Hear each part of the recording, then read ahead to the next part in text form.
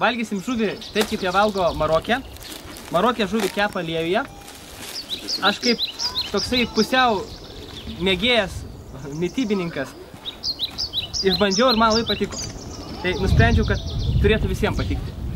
Ir turėsime penkias skirtingas žuvis ir jūros gėrybės. Pirmiausia, kepsim sardinės, paskui kepsim krevetės, paskui kepsim...